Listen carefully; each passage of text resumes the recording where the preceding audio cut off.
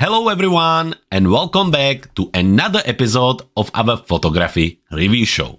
I hope you had a great week or two because we had a little break, and I hope you're ready for more photography fun. Now, if we never met before, my name is Jakub and I'm a creator and photographer here at Clever Photographer. We are based in West Sussex, England, and our goal for this show is to give you tips and tricks on how to improve your photography and to help you to keep moving your photography forward. Now, what we're gonna do, we're gonna look at some images. However, just before that, if you want to join us with your own photos, all you need to do is to join our membership. And to find out more about it, you can head to our website, cleverphotographer.com/forward membership. Now, there you will find out that for a little fee, you will get access to our monthly photography bundle, which usually includes around 300 digital assets, and it includes everything from your Lightroom, Photoshop, and Luminar Neo presets, LUTs, overlays, textures, backgrounds, brushes, custom brushes, Lightroom brushes, and so much more. Now, to make it a little bit easier, each of these bundles is bundled in a specific photography theme. So now in August, we have a nature photography bundle, and coming in September, it will be autumn photography bundle. So definitely, if you're interested in it, check out the website cleverphotographer.com/forward membership. Now, when it comes to the photography and the reviews, this is what we do. I look at the images, and I usually look at the three aspects of the photo.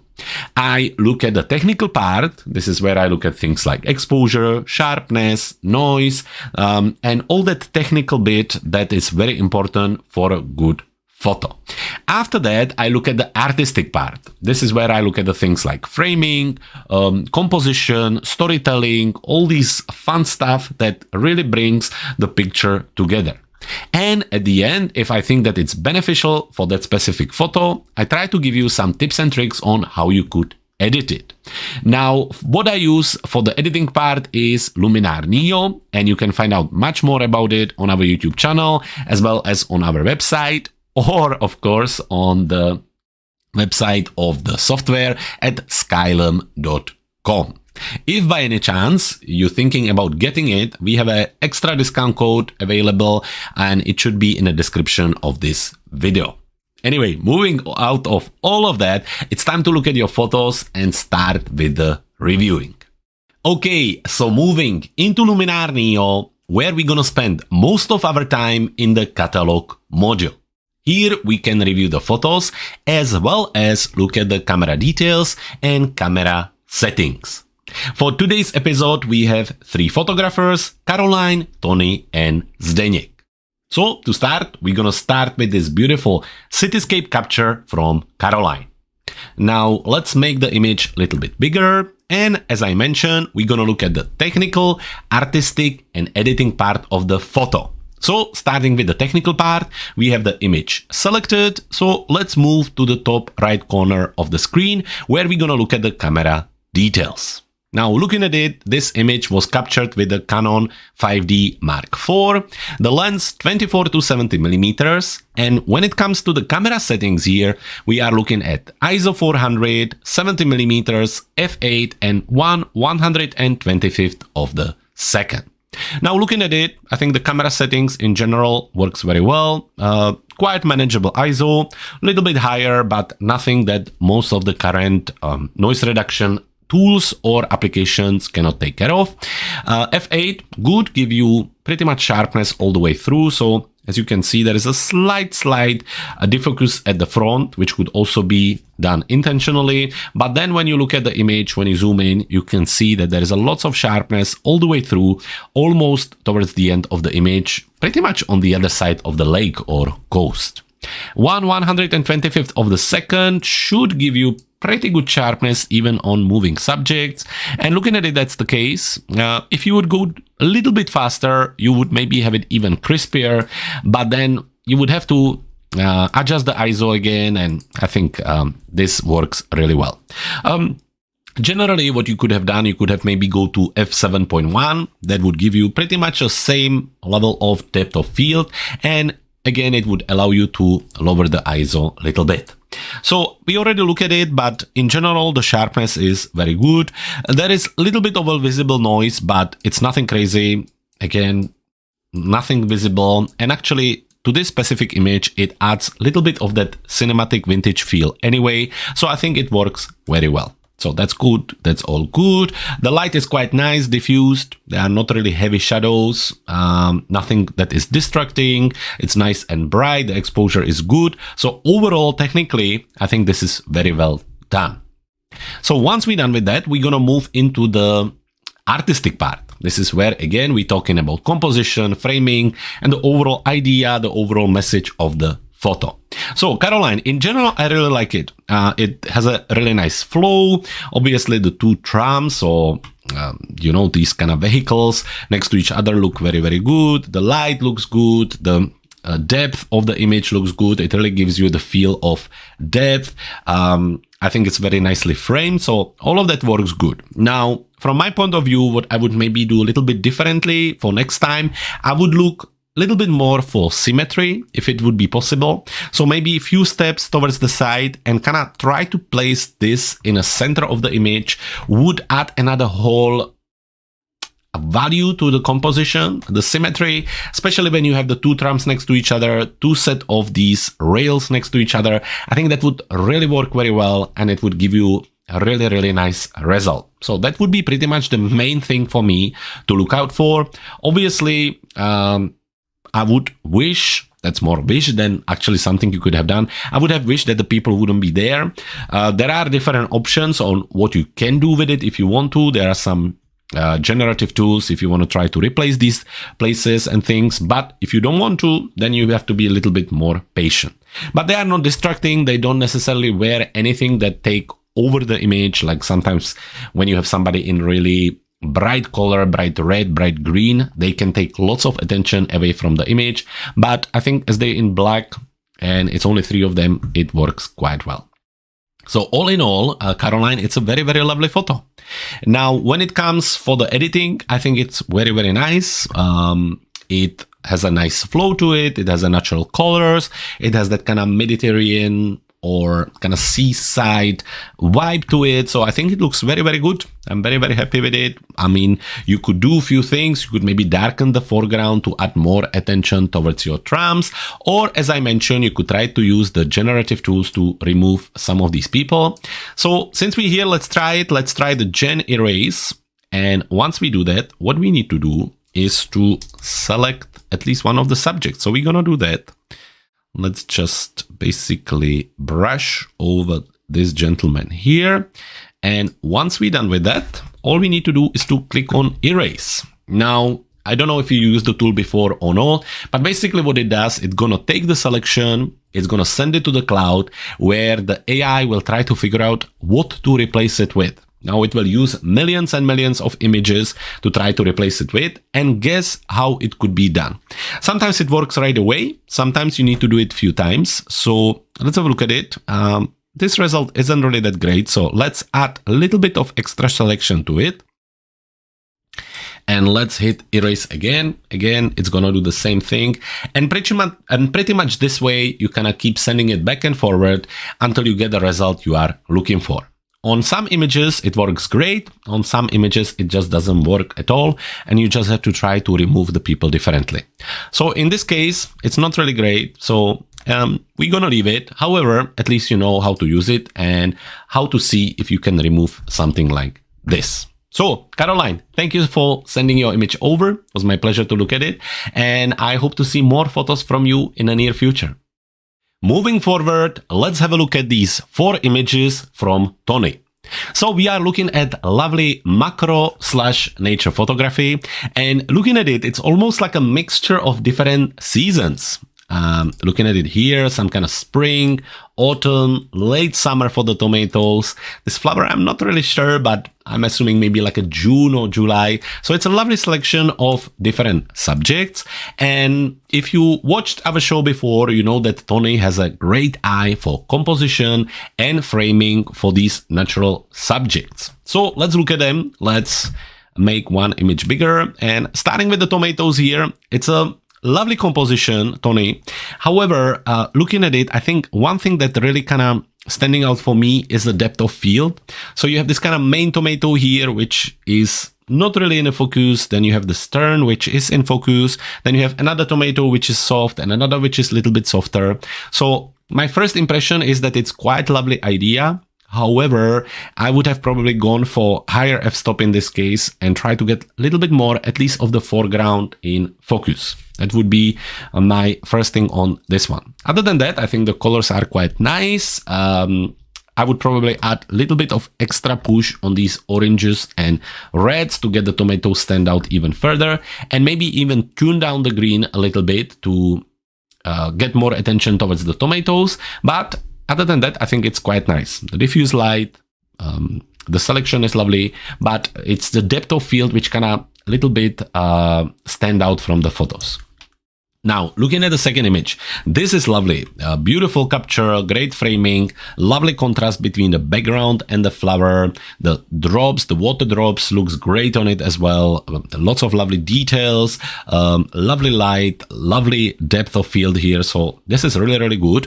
If anything, the only thing that's standing out from this image for me is maybe that it's a little bit dark. So looking at the actual camera details, Canon 7D with 50mm lens, 160 on ISO, f3.5, 1/250th of a second. So that's all good. But what it needs, I think, is just a little bit of brightness. Now, the brightness we can do in overall. We can basically just apply some exposure, or we can apply brightness more locally using tools like dodge and burn, or doing dodge and burn with the develop tool. So first, I think, because I always like to choose the easiest to start, let's go for the enhance AI and see if that will help us. Now that will brighten up the background a little bit, which actually I think helps, because I think the background was a little bit too dark and it was looking almost unnatural. So a little bit of brightness in the background works. After that, let's add a little bit of brightness locally. To do that, we're going to open the develop tool, add a little bit of exposure, maybe just 0.3, open the shadows a little bit to 10, and then we jump into the masking, select the brush, adjust the size of our brush, and now very easily we can just brush over the areas where we want to add this extra brightness.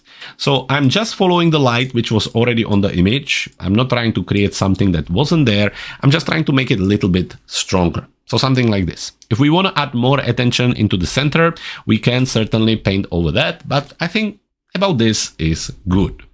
Now, it's always a good idea to keep an eye on the before and after, and I think this looks just a little bit better for me. Now, it's not a massive difference, but adjusting that little bit of brightness, little bit more details in the background, just open up the image, make it a little bit more natural, and that's that. Now, one more thing is the white balance, which looking at it looks just a little bit too green for me. So what I would do, going into develop tool and just add a little bit of tint, just removing a little bit of that green. So somewhere around 15. One more time, before and after, and it's a lovely result. Beautiful, beautiful capture. Moving to the other two images, let's see, we have this lovely photo, lots of texture, lots of details, very moody capture with a lovely soft background, creating, very kind of autumny feel, like almost like a fall feel of an image. The brightness of the subject itself really helps to create a lovely contrast. It's very kind of pastel monotone feel to it, not monotone, but you know what I mean. It's very kind of desaturated, and when I look at it, it makes me melancholic. So that's about this photo. The details are there, everything works, so it's very lovely. And finishing with this photo right here, beautiful framing. I really like that. I really like how pretty much the whole part of the tree, or all these leaves, including the nuts or whatever the subject is, are in the frame, and I think it works really, really well. Then the dark background really helped to create the separation and contrast. And again, the focus on the main subject here works really well, creating a beautiful contrast and beautiful composition. I really like this actually. This is not necessarily always an easy thing to do, to create focus where there is a subject with similar color and similar texture. And one way to do it, just like you've done here, is definitely to play around with depth of field and also sharpness and brightness. So once the colors start to blend together, you have to find another way to adjust it. And this is a great way to do it. Again, lots of lovely details, lovely light, lovely framing, lots of very good things. The dark background works really well. The sharpness is great. Everything is good. Tony, love it. Love all 4 pictures. Well done. With the tomatoes, like I say, what I would do, I would tune down a little bit in HSL panel. In saturation, I would bring down the green just a little bit, nothing crazy, but maybe like -25. And then I would definitely push the tomatoes with a little bit of extra. With the yellow, you need to be careful because there is lots of yellow in green, but with the orange, definitely somewhere around here and here, just to add a little bit more contrast. So that was Tony, and we have one more photographer to look at.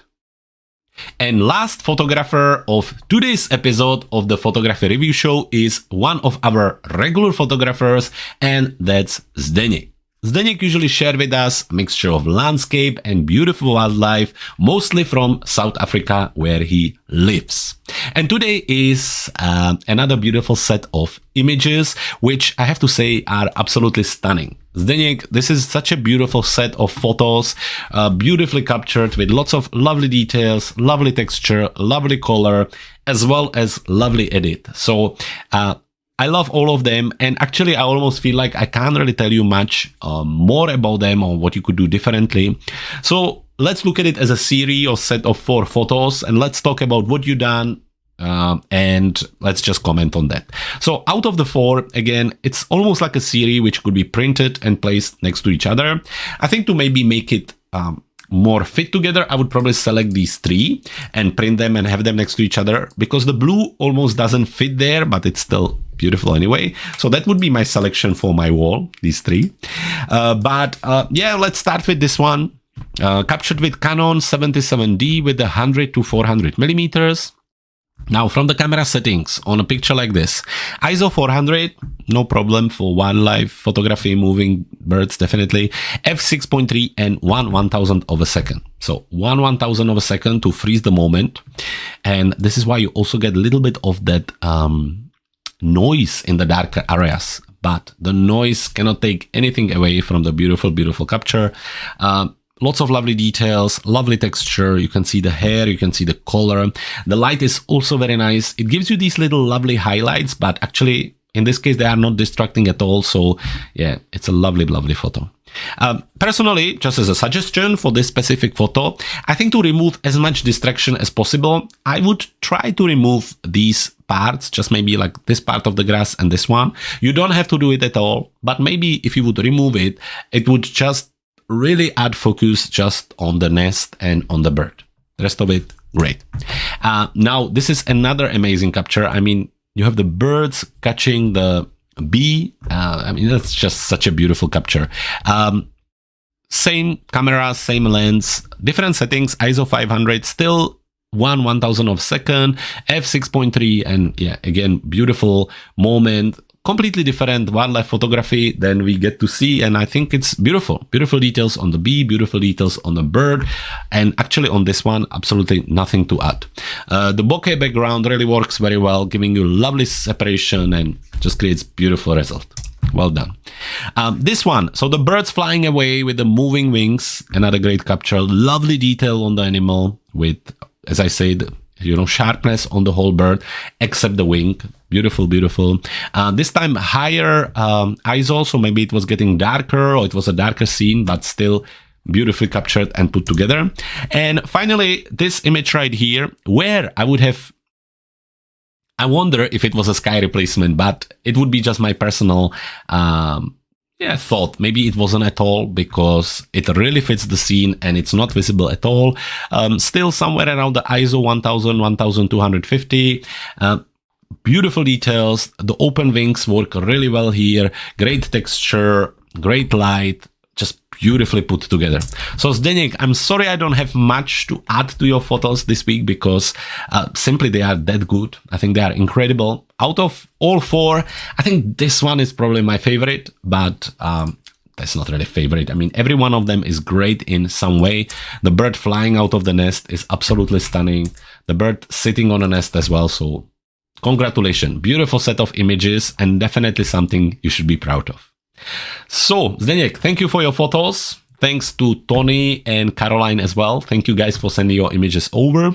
And that's it for today. Folks, if you want to join us in the future, all you need to do is to join our membership at cleverphotographer.com/membership. There, join us, get your monthly bundle, get your access to the photography review show, and join us on the journey towards better photography. Guys, have a great rest of the week, and I will see you next week on Tuesday. Take care and bye-bye.